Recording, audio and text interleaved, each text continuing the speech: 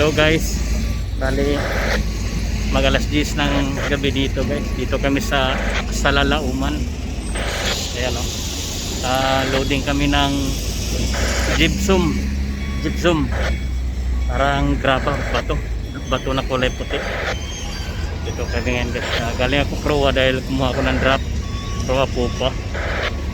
Hanggang so yan, ito sa likod ko mga barko. Ito yung barko namin guys. So ayan o, malaki, Global Oriole. Ayan o. Sa likod ko guys, container. Ayan guys o. Sobrang likabok.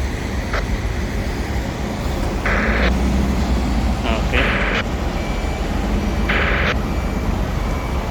dito sa Lalauman.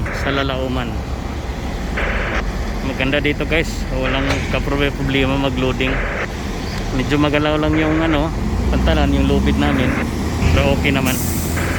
Yan lang update. Thank you, God bless.